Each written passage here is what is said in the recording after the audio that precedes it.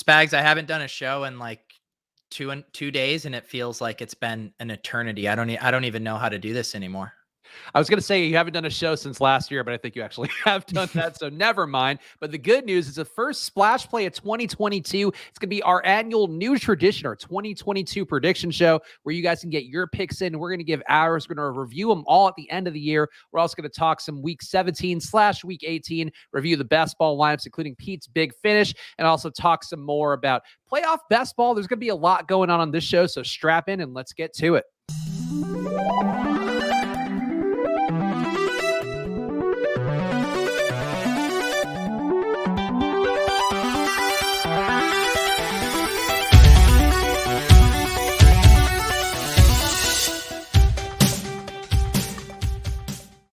Hello, everyone, and welcome to another edition of Splash Play, the fantasy football podcast for every game under the sun. And once again, I am Chris Spags, joined by your friend and mine, Pete Overzet. Pete, how are you doing? How are you feeling after your road travels for the new year?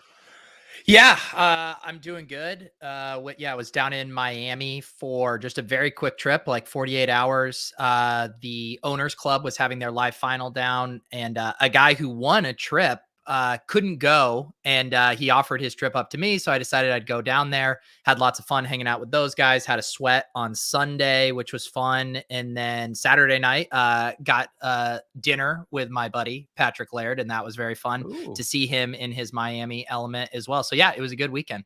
So you're at that level of Patrick Laird friendship now, where you could pop into town and you're like, "Hey Laird, what's going on, man? You want to grab a bite to eat?" And he's receptive to it, which I feel like in terms of content bits to friendships, that is one of the most noteworthy ones of all time. Yeah. No, I got dinner with him and his girlfriend. We were walking down the street, and a guy in a Tua jersey stopped him for a photo. So he's has that celebrity status in Miami, and then brought him over to the a party for the Owners Club, and so he's a salt of the earth kind of dude. Well, I guess I got to give you kudos to that one. That is not an outcome I would have seen a couple years ago. And we had you on the contrary, and you're like, Patrick Laird at 3,500 looking pretty tasty. And that's really an evolution that only you, Pete, can make something, just a throwaway bit that kind of swept the nation and really drove Patrick Laird to like 5% ownership that week. So now a long-term friendship, and you're getting to ride his coattails across South Beach. That's right. Yeah, it was, that's so funny that on the contrary, because I think that was the first time I had ever done the show, and it happened to be Patrick Laird week too. So I was like, you're like going on that show and, trying to be a real GPP bro while also juggling that Patrick Laird bit. I remember that being fairly difficult. Yeah, and it did not work out well for DFS either. But the good news is the friendships we made along the way is what we always talk about here on Splash Play. So make sure you are subscribed, whether you're watching on Pete's channel or the Splash Play channel. We appreciate the subscriptions on both. And also hit that like button. It helps us to get seen by more people, which is something we're going to be striving for here in 2022. Keep moving those numbers upwards. So help us out. Hit that like button if you can. And of course, go to footballoutsiders.com/subscribe. Down into the playoff times. Actually, for the first time ever, they're going to be doing DVOA through the playoffs. So updating based upon the results there. I'm going to be some different calculations going on behind the scenes, but should be adding value to what you guys are doing in terms of betting, fantasy, DFS, everything you're going to be doing for the playoffs. So go to footballoutsiders.com/subscribe and check out the packages on there. 99 cents a week will get you a year's worth of all of the Football Outsiders content, and I will personally vouch for all of that, vouch for it, and give a vow, really. I'll swear on anything you want me to swear on. You should go get that sub for yourself at footballoutsiders.com/subscribe. Pete, some quick news here. We won't do the full recap because it's Tuesday. People know by now, but Baker Mayfield's going to be done for the year after he throws for 2 touchdowns, 2 picks, and Ben Roethlisberger's seemingly final home game for Pittsburgh. Lots of sentiment going through there. But Baker this year, Pete, I feel like the Browns at one point looked like a team that I think some sharp analysts out there were picking to maybe win the Super Bowl or at least get to the playoffs and make a deep run. And now Baker, rumors swirling out there that maybe he won't even be back as a Brown. So kind of an ignominious end here for Baker's season, and maybe one that I don't know what his offseason is going to hold. Yeah, you were saying that. I have a very distinct recollection of when we did a show in August, and I think we were looking at the Super Bowl futures bets, and then we were tossing out dark horse candidates, and I'm pretty sure I tossed out the Cleveland Browns as a dark horse candidate I liked, and boy, did that blow up in my face. So yeah, I mean it's crazy to see Baker's kind of fall from grace in that franchise, and you also can say he doesn't have a lot in the way of weapons there in the passing game too, and so it's always hard to kind of untangle that, from, his kind of poor play and also just what's available to him, and the way that offense runs too is just such a primarily run heavy team. So yeah, I still feel like he's the kind of guy that could have a renaissance, with the right offensive coordinator, the right weapons. So I don't think this is the last we've heard from Mayfield in the NFL, but probably the end of his Browns tenure.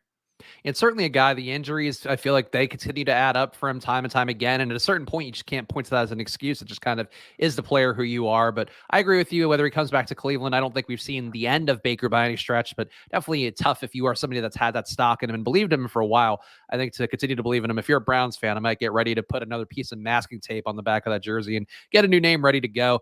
And the other news, Pete, from Sunday that we did not get to talk about yet, but Antonio Brown quits the Bucs mid-game against the Jets. He, I guess, fed information, or his team fed information to Ian Rappaport, saying that he was hurt and then he was told to go back into the game. He didn't want to go back to the game.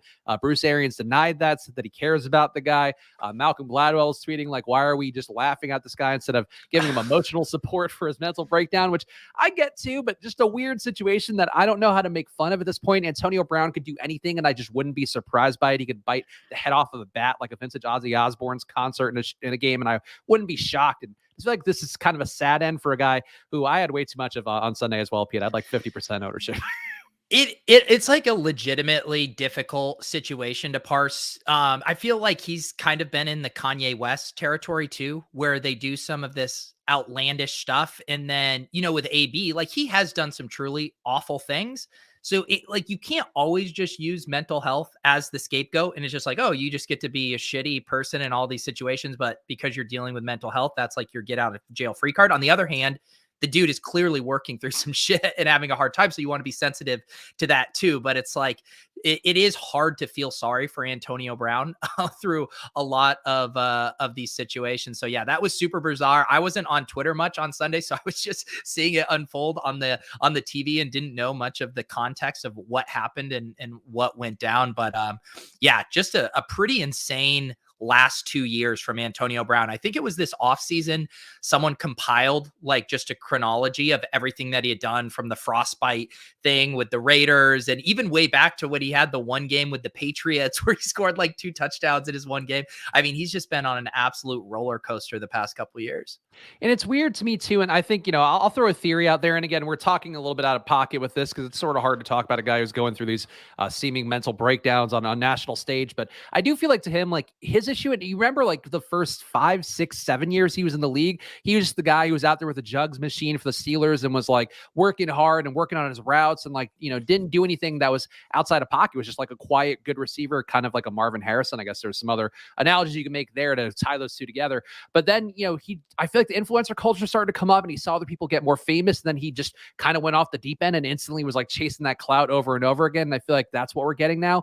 The thing that stands out the most to me though is like Tom Brady is the guy, and Bruce Arians to a lesser extent, but Tom Brady had him in his own house when he was like public enemy number one. And for him to kind of shit on that publicly in this way, when I just think that's always a sign to me where it's like, okay, you've gone too far now, where if you're even biting the hands of people that are helping you up when you are kind of in your lowest points, I feel like that's what grosses me out the most about it. And I hope he figures it out.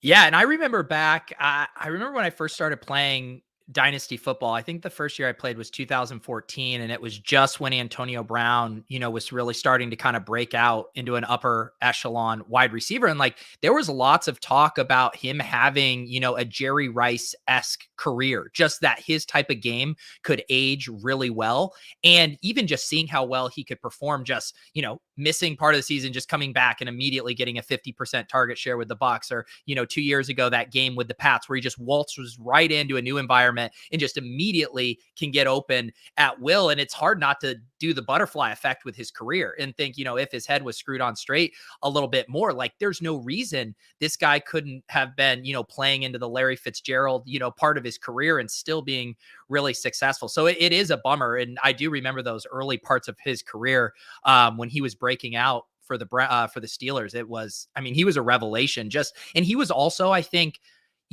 Jerry Rice was the old analog, but we went through that phase like in the late 2000s, early 2000 or early 2010s, where it was the big wide receivers. It was the Demaryius Thomases, the Des Bryants. And it was like, is the game shifting that it's only these Calvin Johnson-esque players? And now we've seen this transition to the Tyreek Hills, all of these small, quick, shifty slot receivers that have been dominating, and it's harder for the defenses to control. And I feel like I associate Antonio Brown with kind of ushering in that new era for wide receivers in the NFL. So yeah, it's a bummer to see his career end like this.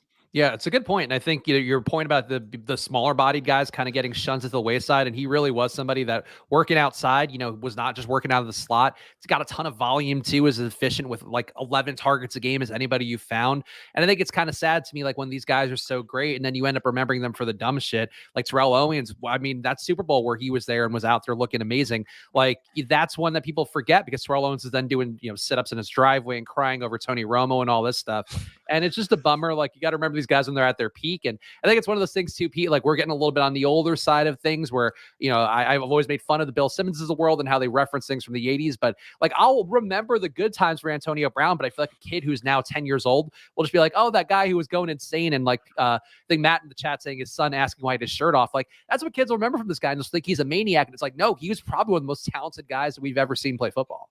Yeah, I do think you're right that his legacy is much of a resume he put up on the field. Like this has been such a prolonged stretch. If it was just like one episode, people would just kind of like let it go and probably remember him in a pretty favorable way. But because this has continued for about 2 years, and I bet this is also just not the last we've heard from him. I think I saw a very funny tweet of like, well, what round does Jake Paul knock him out? And it's like, this is the trajectory we're on as far as him kind of milking this celebrity status until it finally all flames out.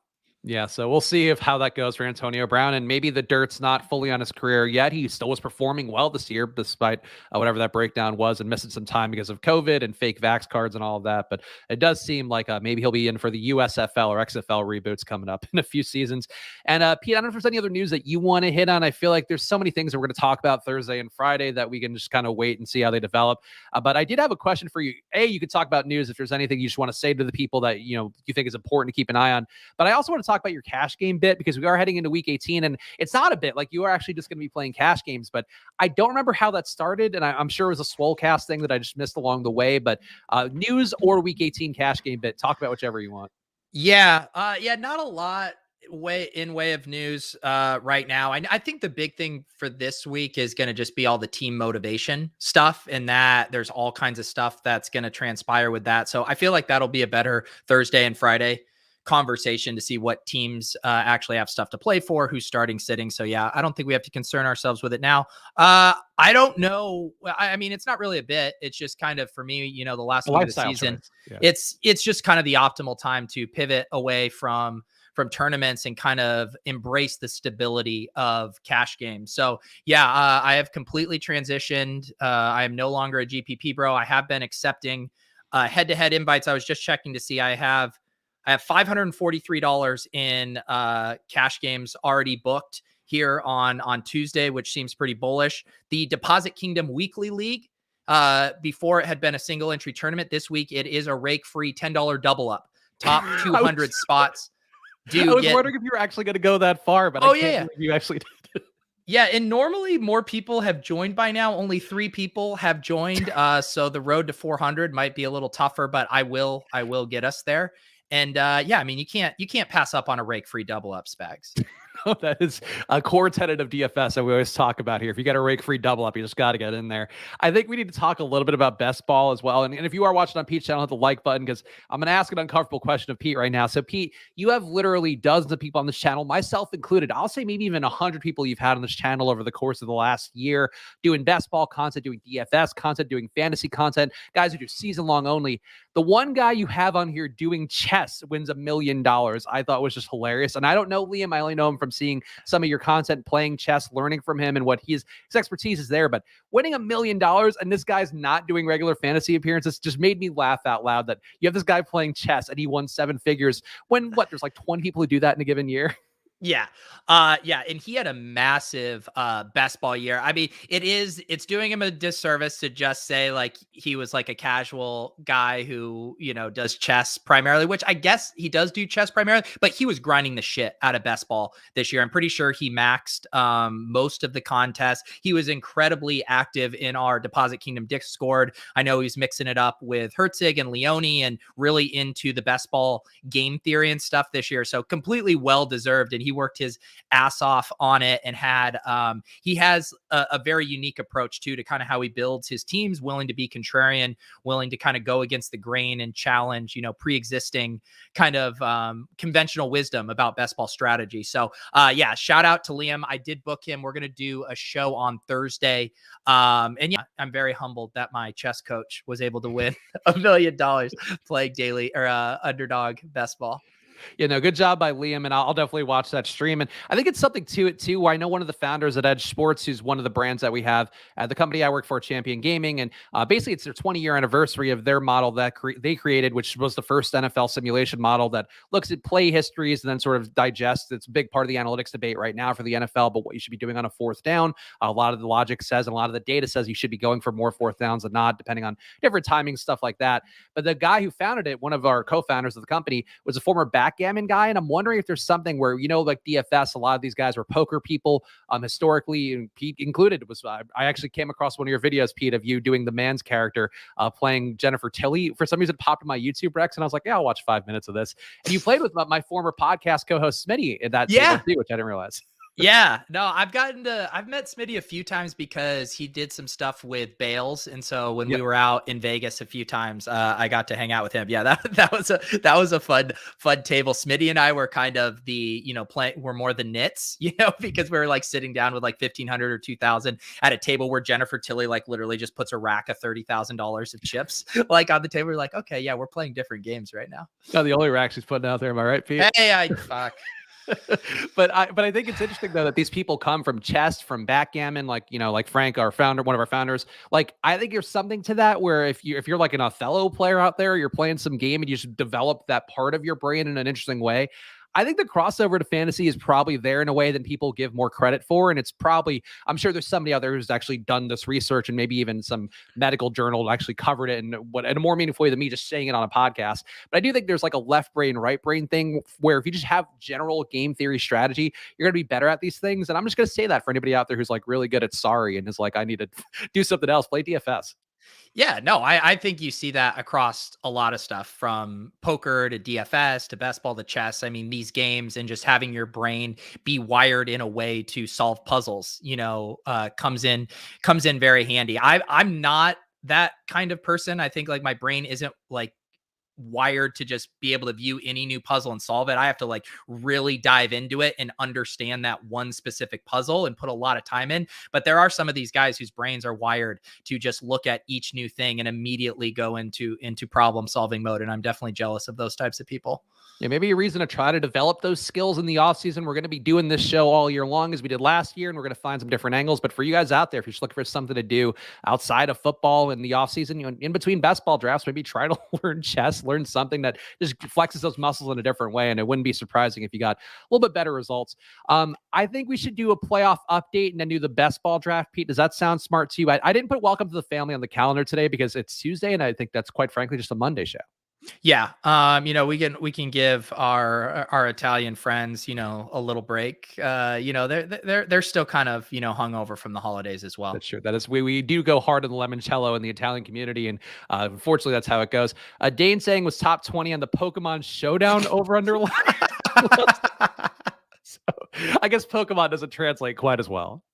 Yeah, exactly. So the playoff updates, and I think we can do an underdog playoff best ball draft. We are going to do our personal prop bets. I'm going to offer some up to Pete. I'm going to suggest some both for myself and for him. And we're also going to do our 2022 predictions. Can be football related, maybe could be more than football related. But I wanted to make sure that this was like a community thing here. And candidly, I'm just stealing this from one of the wrestling shows. Actually, one of the writers over at Football Outsiders works for a wrestling podcast on the side. And one of the bits they do is like they do their 2022 predictions or like their yearly predictions, and then check them out at the end of the year. And wrestling is going to be different than football, but I think, Pete, we're going to probably get one or two that are like close to the pin, but I think we're going to be wildly off with our predictions. And I think that's the fun of it, is we can look at this at the end of the year and go like, boy, we were not even close. Or maybe we'll be right about something and feel really great about ourselves as ride or die picks go fucking into the shitter once again. Well, if we've learned anything from just kind of how, if you're in the prognostication business and do content, you just throw out so many predictions and then you clip and victory lap the ones you got right. And you never have to worry about the ones you got wrong. So this is a complete zero downside, only upside situation for us, because also what happens with some of those predictions is no one remembers the bad ones either. And you're the only one that remembers the right one. And then you go and reshare that and say, hey, everyone, see, I was right on this. And then just sweep under the rug the 9 others that you were wrong on. It does feel good. I will say my biggest victory of the year, DFS wise for NFL and in general, was getting Josh Reynolds right on the ship chasing crossover Shipsgiving episode for Thanksgiving. And I feel like that's the kind of victory you can have on this show, including you guys out there. So I'm going to, I didn't ask Willis ahead of time, but Willis, hopefully you're watching the show. If not, send him a message after, but hopefully Willis can track these. We could put them in a time capsule and review them at an end of the year episode when we have some time to fill. But we'll go to those in a second. Pete, I have playoff scenarios here that I'm going to read out loud, and I'll tell you, one conference is easier than the other before we do our underdog playoff best ball draft. So the Niners, Pete, there's a playoff spot up for grabs in the NFC. The Niners have a 62% chance of making the playoffs according to 538. They get in with a win or a tie versus the Rams, or if the Saints lose. The Saints have a 38% chance to win. They need a win. They need the Niners to lose to the Rams. Pretty easy, right, for the NFC, Pete? Yeah, it looks pretty clean here. I just pulled it up on 538 too. I can share this, but that looks right to me.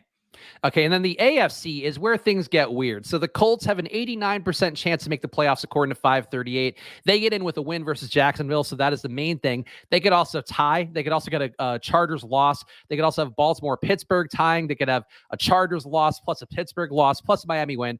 Point being, going to be hard for the Colts to not get in, but if they lose to the Jags, what a funny way to not make the playoffs. This is the week LaVisca goes off. I mean, just absolutely pops off and then ruins it for the Colts. I think it's destiny. The Chargers have a 51% chance to get in, but they are the Sunday Night Football game against the Raiders, so they get in if they win or tie on Sunday Night Football. The Raiders get in if they beat the Chargers, or if they tie and the Colts lose, or if the Colts lose and Pittsburgh loses and ties. So it just seems like the Sunday Night Football head-to-head matchup is what matters. And then the Steelers still have a 5% chance to get in. They need to win. They need a Colts loss, and they need the Chargers-Raiders game to not end in a tie. And the Ravens, Pete, a 2% chance, a Baltimore win plus a Chargers loss, plus a Colts loss, plus a Miami loss or tie. And I think the Dolphins on there have a 0% chance, even though they technically can make it, which feels about right to me, given how the Dolphins have run this year. Yeah, it was upsetting. I was hoping they would, if they beat the Titans, they were looking real solid, I believe, for a playoff spot. So that was a bummer loss. I'm like looking at this through the lens of also like what are the most fun teams to watch in the playoffs. Like, I'm stoked that the Bengals made it, but we really got to get the Chargers in, because they're just going to be another super fun wild card offense to have in there. And then same with like the 49ers versus the Saints. Like, 49ers going to be so much more fun fantasy offense to watch in the playoffs. Like, I mean, watching the Saints is so brutal. Every one of their games just sucks. They don't support any, skill position stuff. They slow games down. Their defense is solid. So I don't want the Saints in. I have to say, I know we dabble in the low probability takes sometimes here with our crystal balls and Nana Pete and all those other things that we do that are tangentially related. I don't see any chance the Steelers or Ravens make the playoffs. Like, I know that we have it here as a 538 has a 5% chance and a 2% chance respectively. There's no way to me the Colts lose that game to the Jags. Like, the Colts are a lot of things. They're not a team that's going to lose to the Jags with everything on the line. Normally, I would like push back here and say any given Sunday, the NFL, it really, like, the Jags are so historically bad that I can't even muster up that contrarian take. So yes, I agree with you.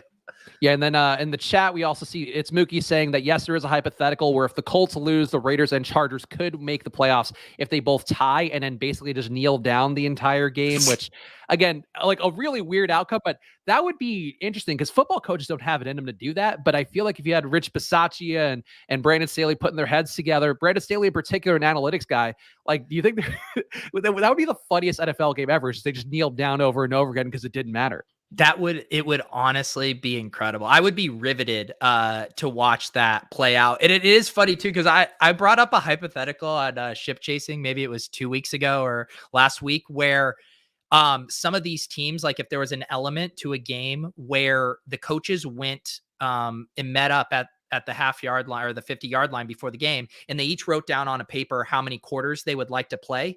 And whatever is the most amount, like if one team wants to play 4 quarters, you got to play the full 4. But if both coaches wrote down they only want to play 1 quarter, then they just play 1 quarter of football because these guys just want to run the ball, bleed the clock, and get out of there. And so this seems like the very logical extension of this hypothetical is just 2 guys kneeling the ball for the entire game to get it over with. Well, especially too, because like the injury risk is so big right now, and not just that, but the COVID risk, because these guys could be cleared and actually still have COVID and be asymptomatic and be playing. And you could have a COVID outbreak on your team that you didn't even have anything to do with because of a game that didn't matter. So like if ever there were a time to sit down and take a knee and play tiddlywinks on the field for 4 quarters, like that probably would be it. Yeah, honestly, it would be great TV. Eric mentioning NFL scheduling that game for Sunday Night Football because it's marketed as a win or go home would be in shambles. I mean, that would be the most riveting television. It'd probably be the best island game watch of the entire year. And then just one coach like decides to be a dick. Like one of the 2 coaches would be like, well, fuck it, I want to win this one now. And then they'd all be playing seriously. And it's just, there's too many ways it'd be like Ian Book. Like it's bad TV, but like good TV because it's so potentially bad is how that would go. Well, can you imagine too? Like they get all the way down to overtime and one of them does the fake kneel right at the end to get the win. Like, I mean, that would be there would have to be some kind of side negotiations to prevent that from happening. Yeah, I think there'd have to be a real high level of gentleman's agreement there. But let's do the best ball draft because Goodell would get rid of ties in the offseason if that happened. Honestly, that would be really fun if that made the NFL go to true sudden death. I think that would be a win-win for us all. But let's do the actual playoff best ball draft, Pete. And I got the news. We haven't officially signed it, but it does look like we'll be doing a lot more underdog drafts this year, which I'm excited for. Pete's been a big part, but now they'll be officially part of the Splash Play and Football Outsiders family. So that is fun for us. And we can do this show and I can give all the plugs I want without feeling like we're giving it away for free, Pete, which I know is what you care about. You don't want me to be giving things away for free. Well, I know you're incapable of doing a plug without either mentioning that they are an official sponsor or that they aren't paying you. So, I mean, this is nice to kind of move that to the other side.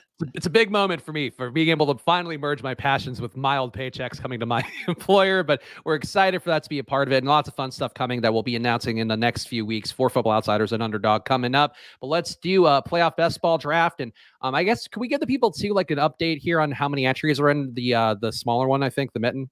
Yes, the mitten filled up. Oh, did it? Oh, I didn't it's realize gone. that.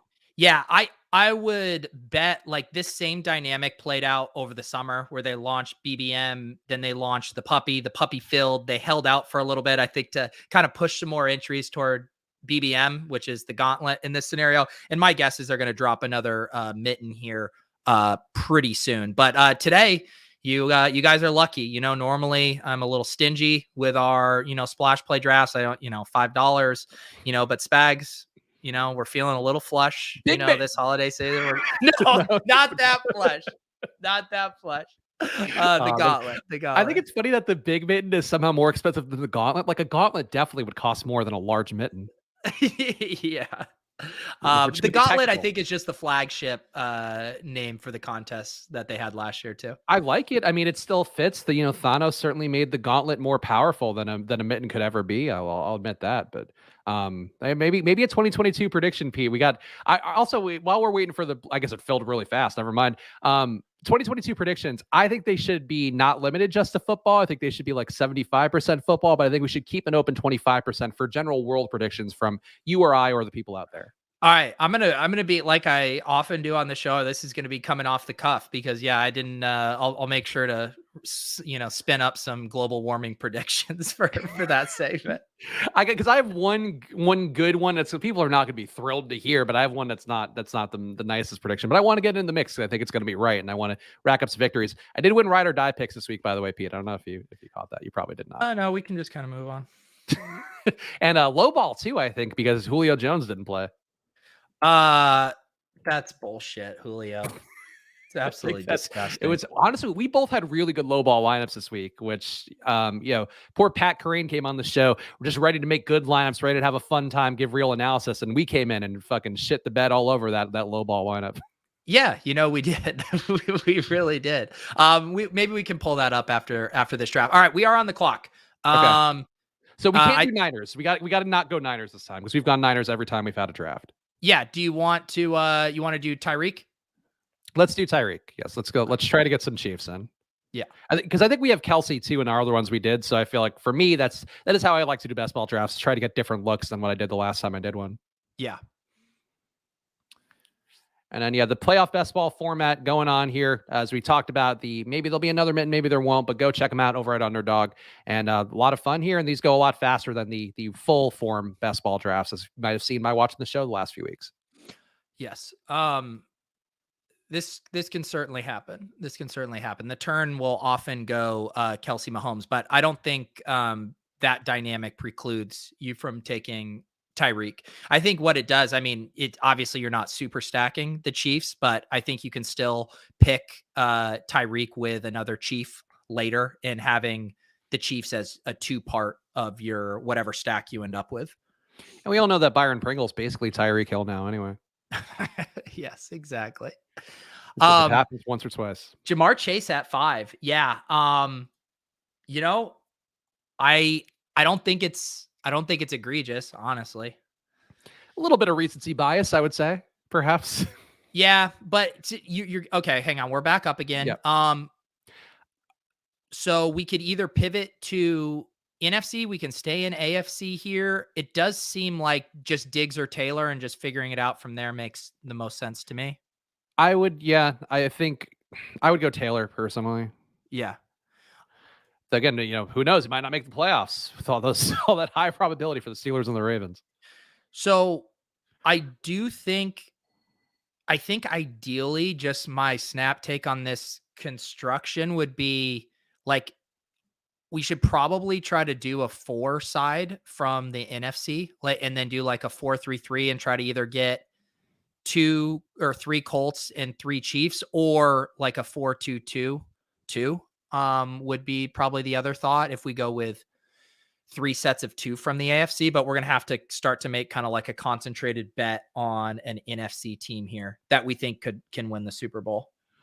I mean, it seems like in terms of players that are going to be available, we could still get Bucks. Yeah. Yeah, we could. Let's see here. And I do want to make sure we have a running back from our NFC team as well. Do you think Fournette is going to be back for this playoff run? I think he has to be. I think if anybody were going to push himself, you'd think it would be Fournette. Yeah, let's do that, and let's try to build out a Buck stack. And now that you remove AB from the equation too, I think it's a little easier to get your 4th kind of flyer late on the Bucks. Your as Cyril well. Grayson, the people's Antonio Brown. Seriously. Yeah, I do think out of all the people that are out there floating around that like have meant nothing all year long but could matter on the stretch, Cyril Grayson has caught 2 game-winning touchdowns this year. Like, clearly Tom Brady likes him. Like, I think there's a hole there for somebody to fill, and I think it could be him more than maybe a Tyler Johnson. Yeah, we might have messed up doing Bucks here just because I guess we're going to because we're not going to be able to get Brady's already gone. So and Gronk goes here. We might want to make a pivot to an actual I guess we still have a few different directions we take it. That just super clean Bucks onslaught though is just not going to work. Yeah, the Gronk thing going, I think I thought there was a chance he would last. Yeah. Let's see here. Yeah, also explain, because I'm still trying to wrap my head around this as best I can. So when your goal of what you're trying to build kind of goes to shit, like how do you then approach that?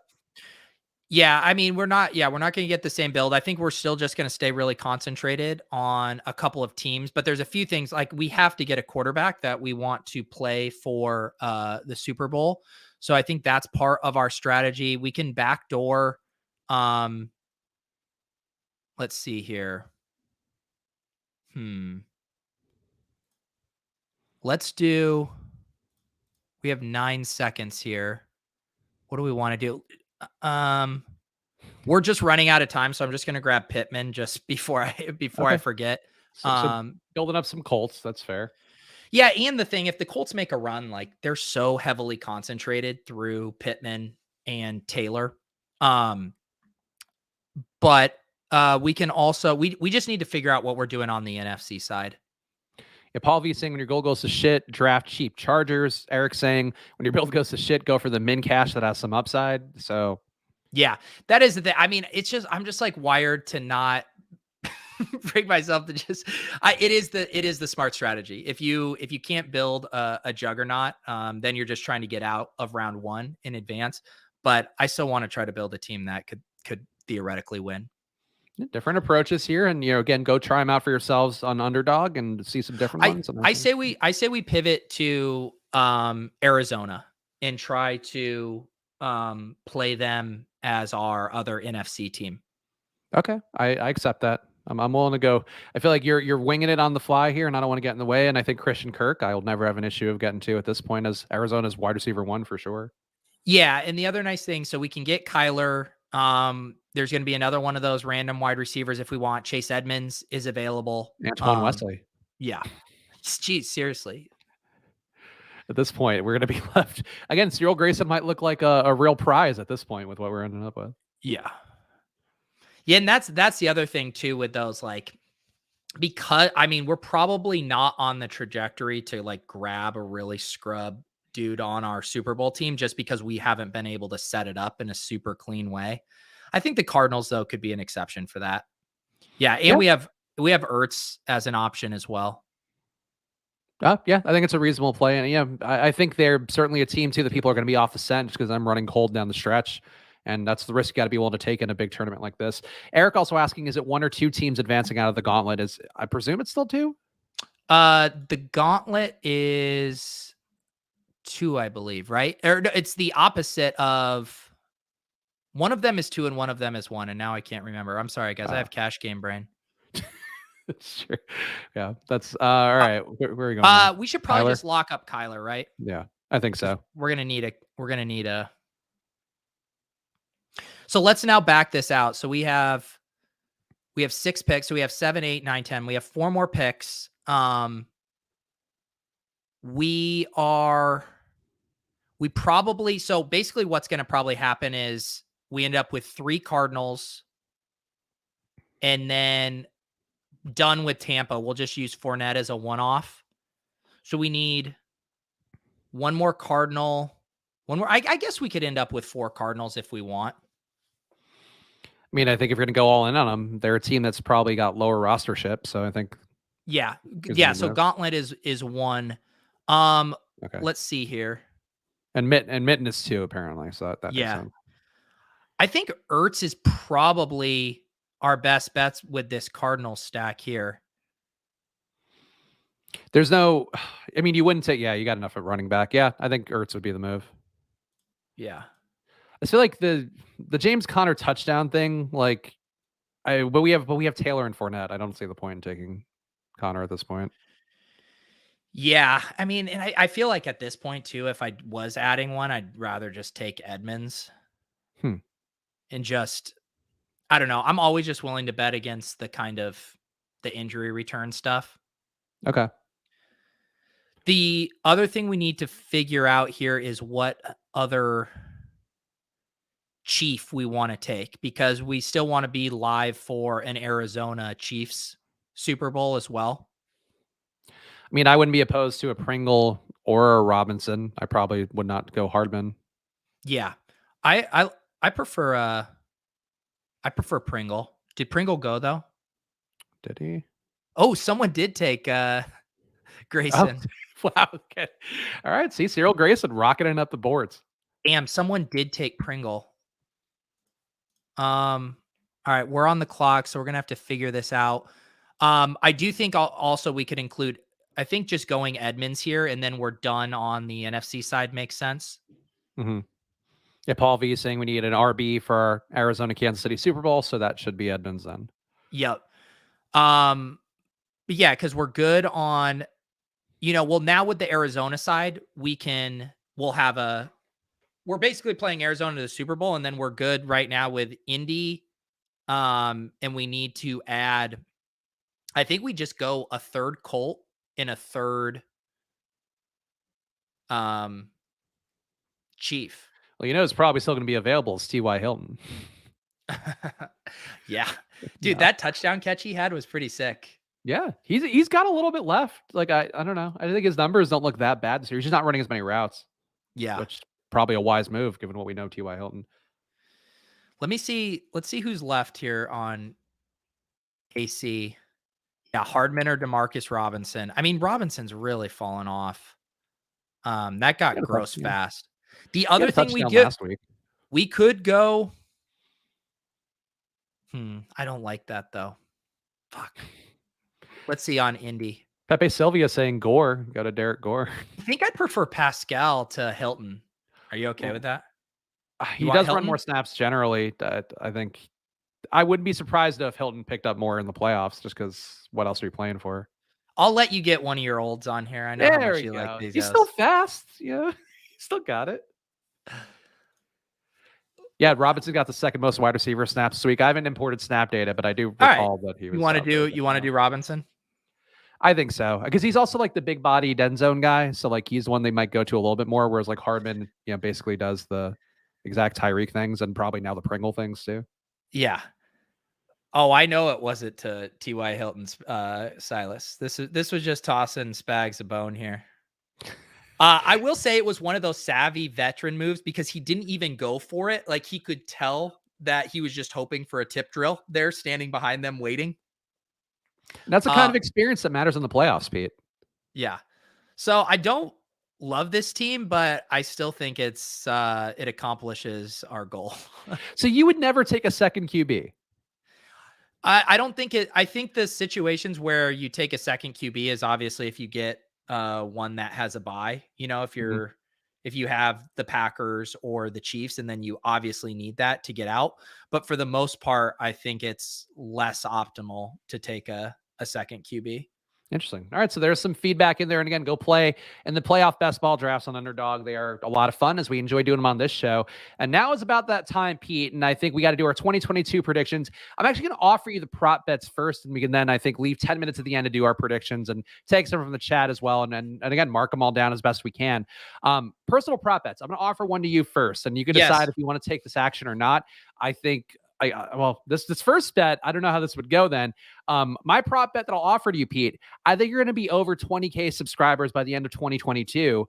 But is there a better line to be the question I have? I'm sure if we look at the long-term trajectory, it might be different. But I think after the first 10K, it is like a snowball picking up steam. And I think you get to 20K by the end of the year. Well, that's very nice of you. I think I was looking because I was curious. So in 2020, I went from 1,000 to 4,000. Mm-hmm. And then this year I went from 4,000 to 10,000. So that was your first year full time. You weren't even full time technically the whole year, right? No, about June, I think. So that's putting a lot of pressure. I need to do some different things, like just with my optimization and stuff on YouTube. If I were to get take there. the under then, Pete. Sabotage. I'm not gonna bet against myself. What action are you trying to get here? Are you trying to get me to book the under on me doing? I mean, honestly, I didn't think it through that far. I just felt like it was a good bet to take the over. So that's where I'm starting with things. Wow. Well, yeah, I don't want to bet against myself, but I think that's a very a bullish line, and I appreciate the confidence. Well, so then what line would you take the under at? So if I had to just like set like a very true line, I would say 17.5. That's exactly what I was thinking would be a good line. I think. So like, let's just set the line there and let's just see how it goes. Maybe we don't have to take action on this, but let's set the line there. And if you beat it, I think then great. I think that helps everything. Then great. Then we're happy. There is some stuff on my to-do list, some stuff I need to get more in the weeds with on YouTube and stuff. And there's a lot of things I'm not doing with YouTube Shorts and stuff, which I think is really helpful for keeping your channel, active and stuff like that. So I have to think through a decent amount of that. And once the season ends, I'm gonna go in the lab a bit more and see what I need to do. So there you go. So, all right, I think let's set the line at 17.5. Well, let's just note that the line is at 17.5 if you can when you're reviewing this show. I'm gonna offer a prop bet for myself, and this is one that I'm doing anyway. So you can ride with me or not. I don't want to make it like a social media content bit because I feel like this is always 100K or bust. I think that might be tough for 1 year, but who knows? Pete, again, snowball rolling downhill. Well, maybe if we I go to our hot tub, stream model. yeah, lots of just hanging out. It's us doing fantasy content. There's some girl in a bikini behind you. Shoulder. No, it was us in Speedos. Oh, I think. okay. I didn't realize. I thought we were just gonna be in like the foreground while there's girls like just lubing themselves up, whatever they do. Yeah. Anyway, let's transition. I want to drop 20 pounds, and I think I can do it by May 2022. The pandemic has been pandemic plus having a child plus having a live-in girlfriend have been not great lifestyle changes for me. And I'm up I feel like about 25 from where I would like to be ideally. So I feel like 20 by May, a reasonable goal, Pete. But I don't want you to take the I don't want you to take the under on this one. I just want to set it again, setting a flag for ourselves, something we can achieve, and then come back to it and be right either way. So what's the most have you ever done, or I guess have you ever done a weight loss challenge like that over a similar duration? Like, do you have a comparable over what's possible for you to lose, you think? So I've done them before. When I actually did my email newsletter when I left Barstool, I was doing one and actually got into really good shape. But that was being in LA, which I think is a different motivator. Being single in LA, I feel like is and having a gym in my apartment for the first time, or my apartment building for the first time. But I think at that point, I put on 10 pounds of muscle, but overall I think lost 10. I think 20 to me feels about right. I'm shooting for more throughout the year, but I think I could probably, if I were really going gung ho and being obsessive about it, I think I could knock off 20 by March, but I think that's a little too lofty. Well, we're on similar wavelengths in that I really am wanting to buckle down in January and February. Lauren and I booked a trip in March, and even when I was in Miami for the weekend, I took my shirt off and I wasn't feeling too good just Those because I've famous been abs too. The brand is now being not right established. now. Yeah. Not right now. So I'm Do we with want you. to do a percentage weight loss bet amongst us?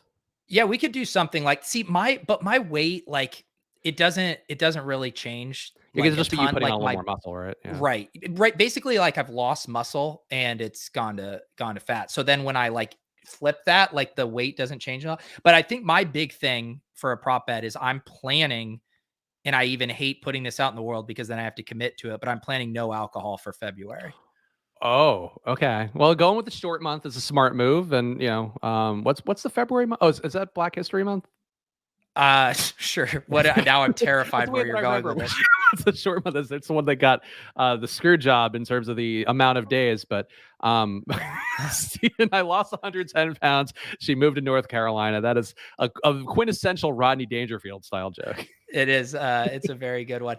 But yeah, no, I'm with you on that. Although I don't know what it's like for you in Pittsburgh, but I'm tilting around here. So the town I live in just reintroduced the full on indoor mask mandate, even for gyms, and so I haven't been back to my gym, in a few days since I was in Miami and stuff. So I'm having to think about that, and it just when it's nice out, I don't mind going for runs, doing stuff like that. But I have a little space in my basement where I can do some stuff, but the ceilings are low. So it all has to be on the ground, rowing, planks, stuff like that. So it's just hard. When I'm really busy, it's so nice for me to just be able to go to my gym, sign up for a class, and I'm held accountable to it.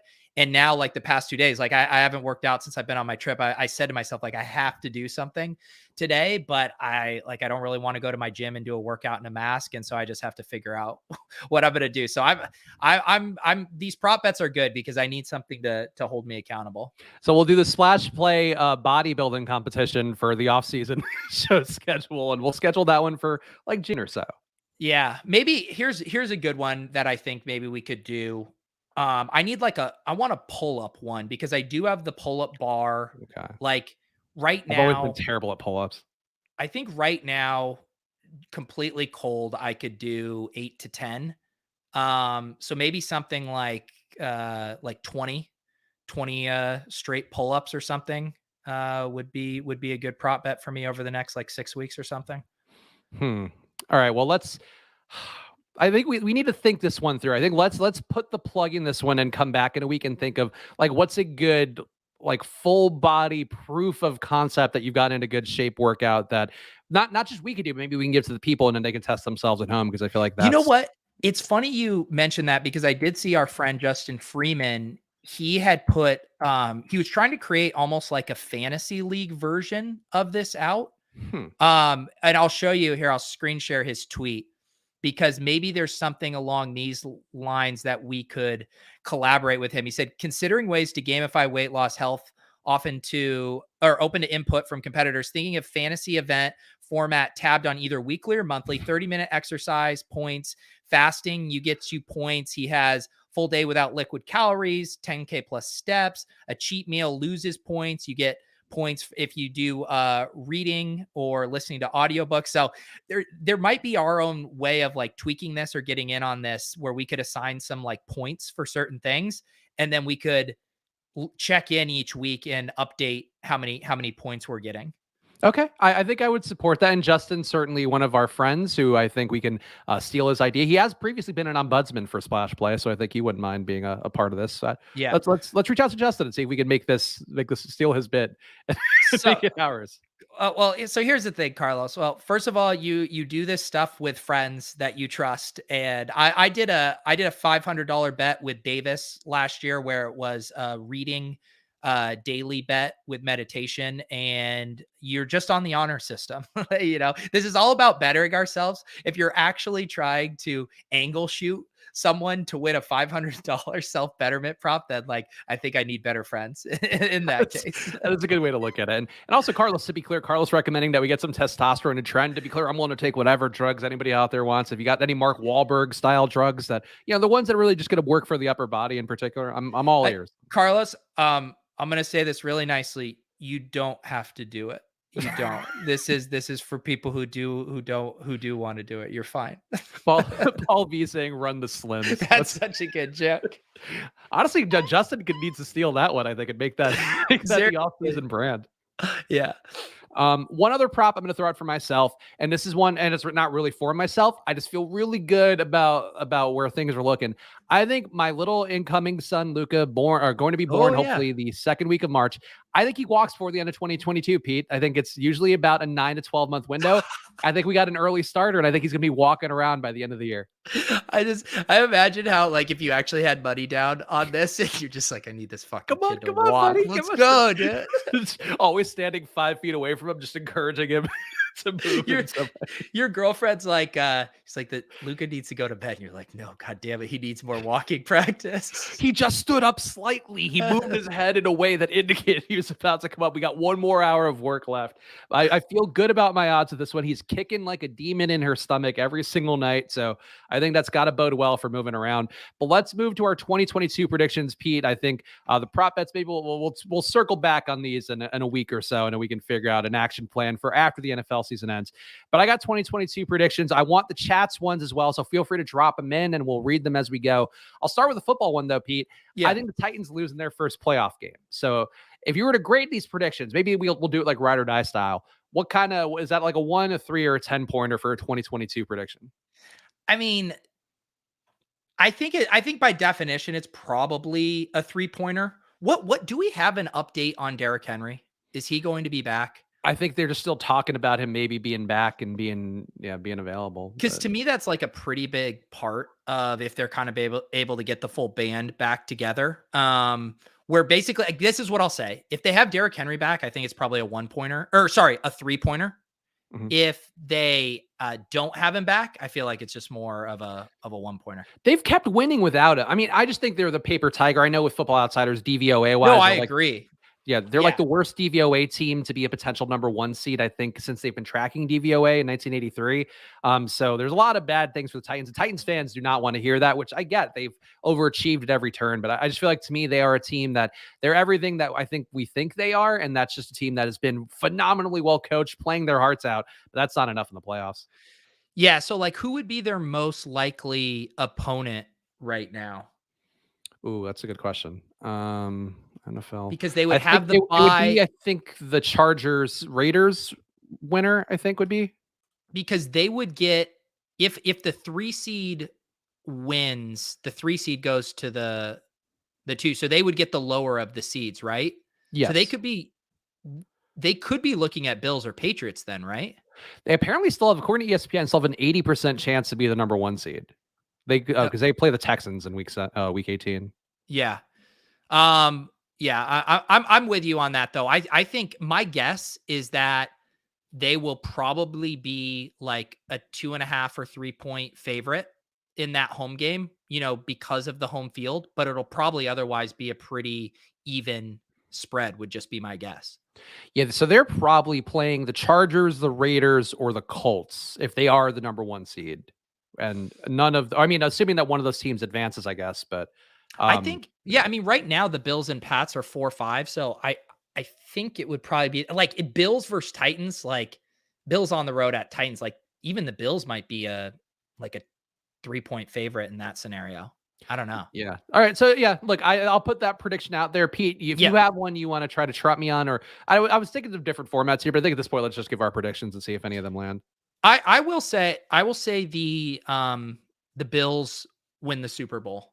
I'm gonna go with that prediction, which I think is probably a little spicy. I know they're coming on a bit here after a bit of a rough stretch there, but I still think they're built to make a Super Bowl run. They still have that good defense. If they do want to run the ball, like they can do it. They do have and they've shown ability to adapt to certain situations as well when they need to. They've kind of leaned on Singletary a little bit more here down the stretch, but we also know they have the weapons, and Josh Allen can really take over games. Was it 2 weeks ago? Who did they play? But when he had just like the best game of his career, basically. So I think the Bills are going to peak here at the right time.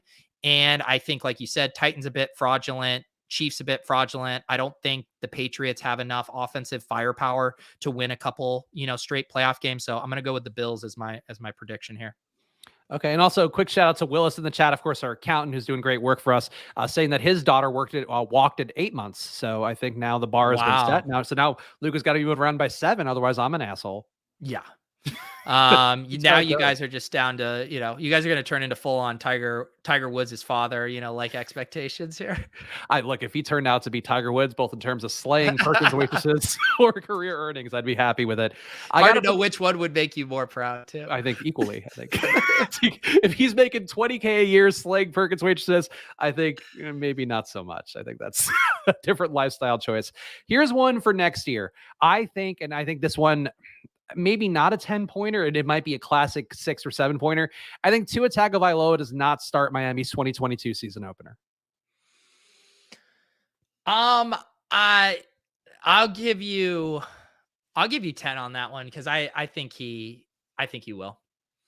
It's a tough week for this one because there were some quotes from Brian Flores. I was reading somebody, I forget, it was somebody in the fantasy community breaking it down. I apologize for not attributing correctly. They were talking about how like Brian Flores kept saying quotes like, yeah, we missed Waddle a few times on there. And like, oh yes, the plays weren't there on like the cross routes, and like, basically like 3 different quotes that kind of threw Tua under the bus. And I've not been the biggest Tua believer, even though he did rope me in once or twice for various DFS weeks this year. But I just think the time is the winds are blowing poorly, and I think it might be closer to a 3-pointer by the time we get to the actual offseason. But I will take your 10-pointer, Pete. Give me another prediction. He was fine. I'm not going to argue about Tua. He's like top 5 in completion percentage. Like they're playing to his strengths. He's like, but that's not relating to wins. Actually, it is relating. Did he win like 7 in a row? So I guess it is relating to wins. They're just not making the playoffs.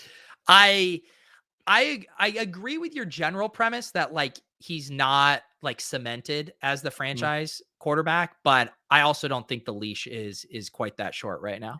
It also, like, saying he doesn't start the 2022 season opener does account for injuries, which Tua is certainly no stranger to as well. So probably not an actual 10-pointer. And Willis, I think, is right. It's probably a 3, if only on the Dolphins. The injuries too still might not make that 10 either way.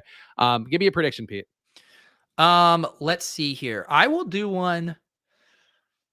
I'm going to say DJ Moore finishes as a top 3 fantasy wide receiver next year.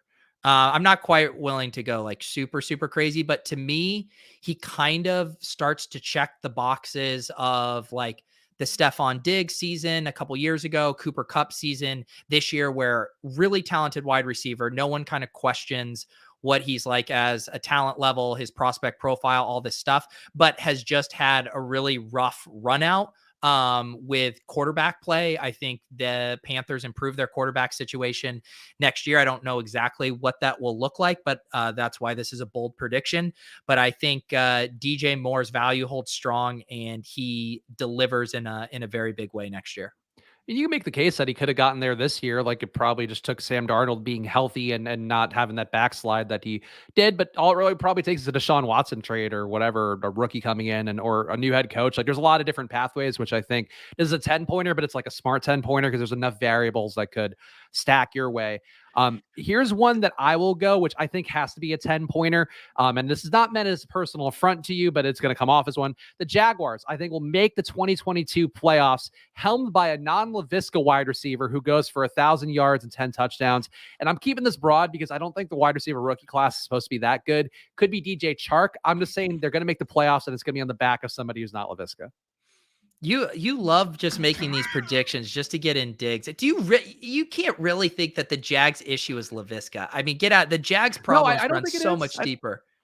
I think I agree with you, but I think I just wanted to be clear that this is going to happen, but it's not going to be because of Laviska. Like, maybe it'll be a big part. I just want to be completely clear. He's not going to be the one that gets 1,000 yards and 10 touchdowns. Yes, but even like, I mean, there's a lot of good receivers in the NFL right now, but there's even only like 4 or 5 of them that like actually make or break a team's success right now, right? Like, you take Devontae Adams off the Packers and they're really, really struggling. So I don't even agree with your thesis, but fine. Also, chat starts to drop some predictions in if you got them, and they could be whatever you want. And I just want to make sure we get a few on the record books from you guys out there. So it could be a one-liner. We'll read them out loud here. And if you're right, you'll get all the credit in the world on this show. Give me one more real prediction, Pete, and then we can either speed run through mine or we can go back and forth. Whatever. We'll figure it out. Yeah, I am going. This one's kind of a sad prediction, but I think the wheels come off for Travis Kelce, and he doesn't finish as a top 10 tight end next year, which is a pretty big number because it's not hard for tight ends to do that. I just feel, and there is obviously like injury outs to this stuff, but I just feel like there's a lot of ways that Travis Kelce could fall off here a bit. And I guess my more balanced take is he's going to be overdrafted next year, and that it could get pretty messy just at his age and the way he plays. He is 32, and Gronk is also 32, but had the year off to kind of heal in between, or I guess 2 years off, sort of. But yeah, like I could see that. I mean, he's definitely at the age, big-bodied guy. That could be a reasonable take there. I feel like still, because he's been so good and the volume's been there, I probably would be a 10-pointer for me. I will say, and this one might not be a 10-pointer, but I'm curious to hear your thoughts. I think at least 2 of Mike Zimmer, Kirk Cousins, and Adam Thielen are gone from Minnesota. So 2 of the what big are their 3 contract situations? I mean, Mike Zimmer, I think the Mike Zimmer one is an easy one. Like that, he's got to be gone, right? You would think. He's been there for a while, right? I mean, he's been there. I think he's got to be there 4 or 5 years. He signed a new 3-year deal in 2020, so they'd probably have to eat 2 years. It looks like, or maybe 1 year. So Thielen signed a 4-year deal with the Vikings.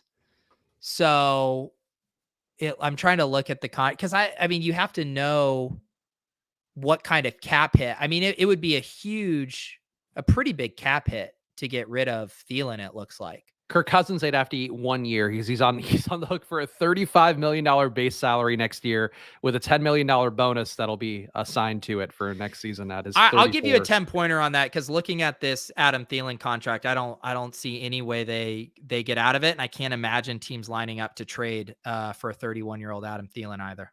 I think the more likely outcome is Zimmer and Cousins being shipped out of town, even though Cousins has been pretty good this year, but that's how this goes. Somebody's got to get the blame. You got any more for yourself, or do you want me to run through a few and then we can see if chat's got any good ones? Yeah, I'll check the chat here. Go ahead, toss out a couple others you All have. right, so here are some ones, and these might be more personal to me. I think USC makes a college football playoff next year. That's probably a 10-pointer, but probably shouldn't be. This one is going to be relevant to people out there because you're going to hear this conversation start in the next 2 months, and this is really me more reading how the media goes. Malik Willis, Liberty's quarterback, a lot of buzz around him, mobile guy, not the most accurate guy, but does have a good deep arm. I think he's going to rise up the NFL draft conversation. Right now, he's like projected for a mid-first rounder. I think he's going to be in talks to be the number 1 overall pick.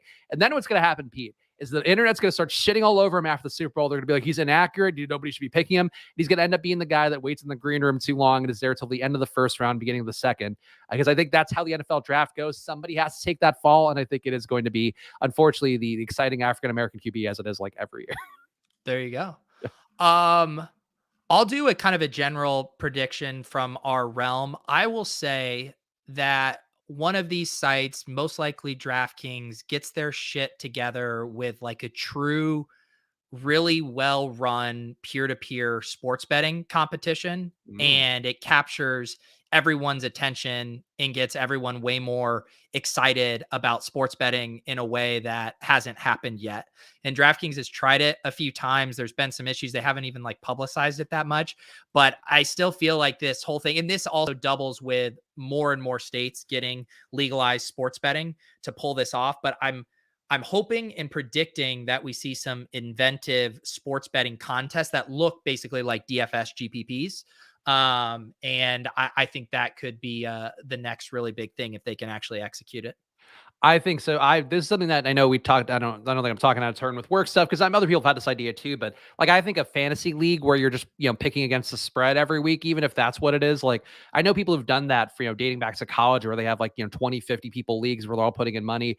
I agree. Like that's the evolution of this where people at a certain point are going to realize it's very difficult to bet against sports books. There are certain lines we talk about prop betting on here. There's a little bit of an edge there, just getting lines when they're moving in a certain direction because of an injury. That's going to be helpful. But I think that's one of the things that I worry about the sports betting industry, but I think is an opportunity as well. People are just going to realize it's not profitable to bet straight up most of the time. And I think shows like ours, shows like others of our friends in the industry, I think are starting to put that out there a little bit more. And there's a difference between the wagertainment type of stuff where you talk about things in theory just to, kind of put together fun content. But then there's a difference between like actual smart betting, and actual smart betting is not like picking the Niners over the Rams. It's like finding the little slivers of an edge you can find. Yeah.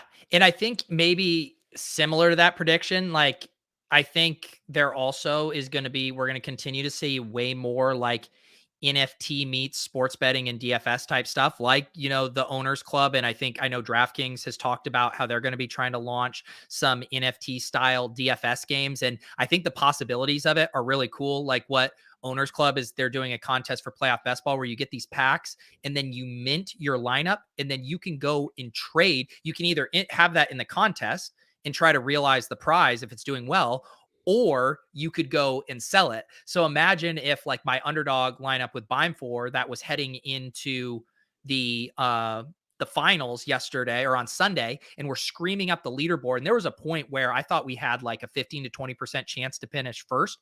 What if I was able to sell that team in real time on a marketplace for, a couple $100,000 with someone thinking like the EV of this team is 250,000. I'll buy it for 175,000 right now. So like this idea of, again, like ownership and DFS and sports betting or however it looks, same with like a futures ticket, being able to put that on the market as a way to sell it to someone who either wants to think it's undervalued and give you exit liquidity. I think these kind of elements are going to keep coming and reshaping like how we play these contests.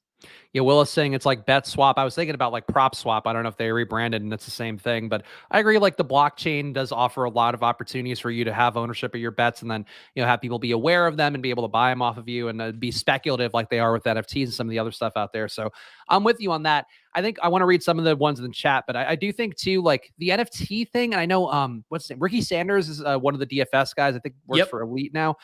He's a part of, or at least tweets a lot about like one of those NFT things where you have like it's NFT fantasy somehow where you. It's like TOC, yeah, NFT league. I don't mean to advertise a competitor, but no. Big generalities. They have a slightly different model, and what's cool about theirs is they do It's kind of like what's the DFS site that has the like boost? Is it the Super Draft where you Oh, get like super the draft. three? Yeah.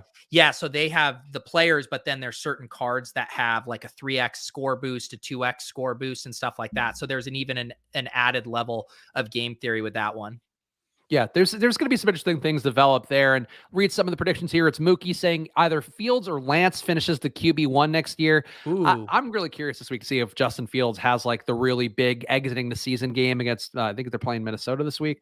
But whatever the case may be, like I think that's a viable one to me. That's probably a 10-pointer right now, Pete. But knowing what we know of running QBs and guys who throw the ball deep, which both Fields and Lance do, like very possible they could be a QB1 and people just be sleeping on them entirely. yeah. Yeah, I sure hope so. I think what was the overall, because again, I wasn't on Twitter. What was like the overall take from everyone on how Lance looked on Sunday? Because I know his first half was kind of rough, and then he started to pick things up in the second half. I think people were shitting on him. Like, I think it's different pockets of people where I think the casual football fans are more quick to, kind of shit on Trey Lance. Whereas, like, the people that, we do shows with and the people that you do shows with, like, are more inclined to be like, oh, some missteps there. And that was what I was seeing with it, where it's just, the diversity of the debate, but also people kind of pushing the angle that they want to see happen. And I think that's sort of where it is. Like, I'm sure Niners fans probably not as big on Trey Lance right now. But I think, yeah, like I think people more down on the performance because he's not a world beater, but he's also a rookie who's played, 3 full games now at this point. Like it's unfair to expect him to be.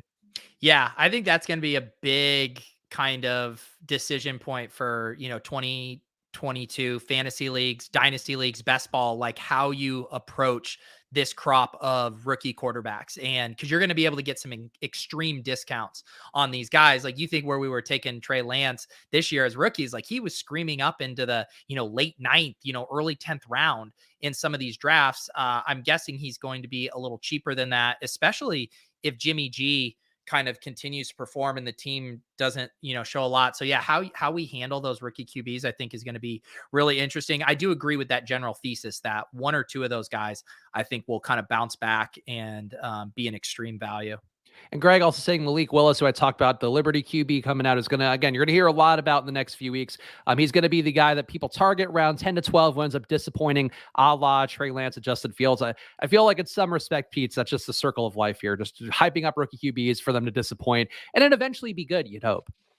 Yeah, it's funny too when you think about like when Lance got up into the ninth round. I remember seeing a couple drafts, and then Jalen Hurts would sometimes be in the late eighth, early ninth round, and it was like you're kind of hoping that Trey Lance would be Jalen Hurts and maybe a slightly better offense. So yeah, it's a reminder that on the other hand, I can flip it though, right? Because you could say people were chasing Jamar Chase, and the whole reason you chase those kind of guys is because they do have that extreme upside. And obviously Jamar Chase was a better college prospect than Trey Lance was at quarterback, but I do think that's interesting. And you saw Jamar Chase win people, millions of dollars, hundreds of thousands of dollars across these contests because they took a risk on a rookie, and those guys are hard to project, but they also have the upside. So I'm of two minds about that. You got to be price sensitive, but chasing that ceiling can certainly pay off.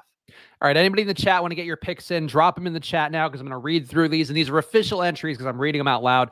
Pepe Sylvia saying 2022 Tom Brady is MVP. Ooh. I think for next year, that probably gets closer to a 10-pointer than obviously it would be for this year, Pete. But I think anytime you add another year on a Tom Brady's calendar and expect him to continue to be this great, there's nothing historically that says he should continue to be as good as he's been.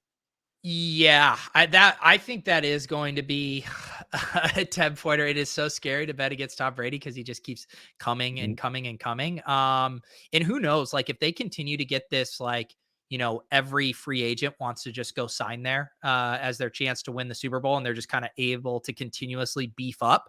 That could be interesting. So I don't mind that story. Tom Brady isn't going quietly into the night. And Pepe Sylvia also getting one more in that I think actually has some legs to it, and honestly might be closer to a 3 than a 10 based on this year. Gabriel Davis scores more fantasy points than Stephon Diggs. We saw Emmanuel Sanders do it for stretches of this year, and we've seen Davis do it since Sanders has been hurt. So I think that one's not that crazy, but on paper, that's probably also a 10-pointer. Yeah. Yeah, that's probably a 10. Silas saying Mac Jones throws for 4,500 yards and 35 TDs. That would be a very system-oriented 4,500 and 35 TDs. But I think that's probably a 3-pointer just of what we know of the NFL. I feel like that has to be correlated with them either getting a big free agent wide receiver signing or nailing just like the best rookie wide receiver in the draft class that can grow. I mean, he has to get kind of like a bona fide wide receiver one, I think, to kind of reach that height, which I'm not saying isn't possible, but there has to be a shift kind of in how that team plays, and which is a good bet. He showed enough promise that if they got some weapons, he could definitely take that leap. Yeah, or maybe Ramondre getting more James White work just to pad those numbers out. Greg offering up neither Mike Davis nor Cordell Patterson will be Falcons starting running back next year. I feel like that might be like a 1-pointer. Yeah, yeah, probably. Yeah, that's poor Mike Davis. I think we're going to be lucky. No, he's going to find a job next year, but he's going to be like the Adrian Peterson role of guy who just kind of pops in the teams. I don't see them keeping that contract one more year. FF Doom saying Jacoby Myers wide receiver one. So I guess that would pair well with Silas's pick if Jacoby Myers can take that leap. Yeah, that just on how he plays, just his style of game, I think that would be pretty hard. Yeah. Yeah, I agree. Let's see. Without Matt Nagy, the Bears make the playoffs next year. Our guy Paul says. So there you go. So that's an interesting one. I think you can make that case, and that's probably a 10-pointer right now, Pete. But I think that's one where if they hire a good coach and you see Justin Fields hear those headlines over the offseason, like I think that's entirely possible the Bears make the playoffs next year. Yeah.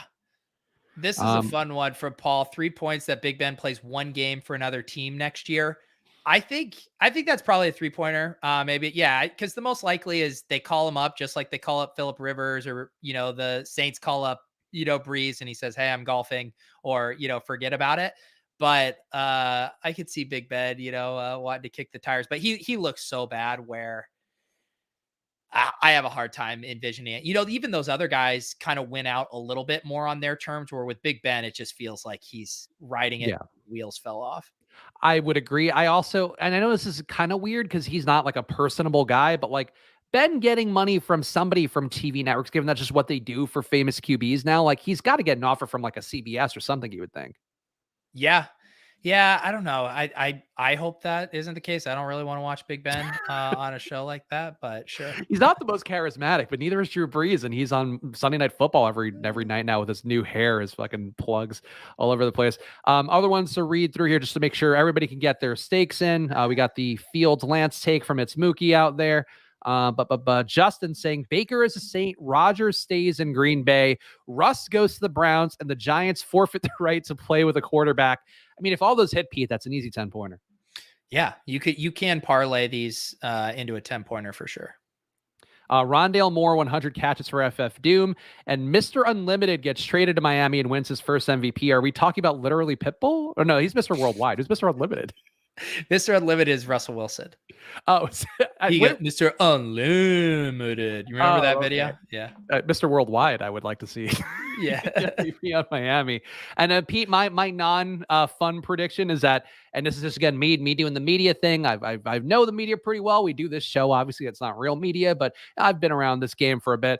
I think we're gonna have news reports, Pete, and Omicron, I think, has started to go the other way of people talking about like it's not that dangerous, whatever. I think in the next 6 months, we're going to hear about this new strain of COVID that's the deadliest yet. And that's going to be like our narrative for either the spring or early summer is going to be my prediction. That sounds awful, and I really hope you're wrong. I hope I'm wrong too, but boy, I just know how this goes.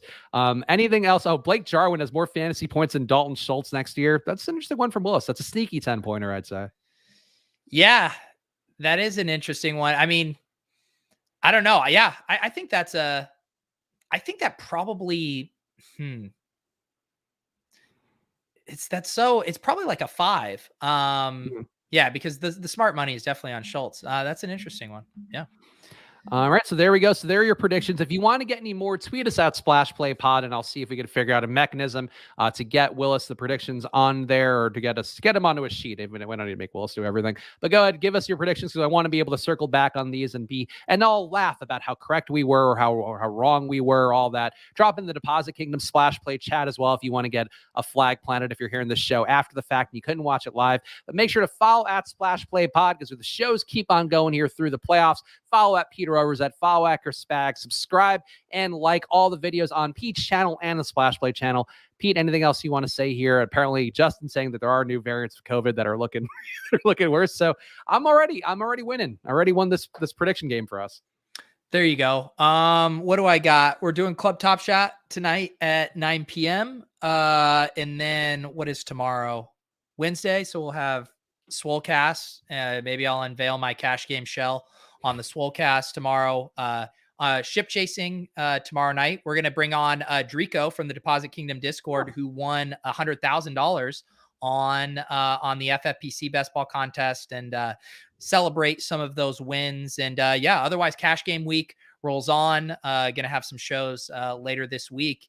And please send me a head-to-head on DraftKings. Revert Z Top. I saw Silas sent me one while the show is going. I'm ready to battle it out with you guys in the cash game streets. I guess I have to send you one too, just out of spite primarily.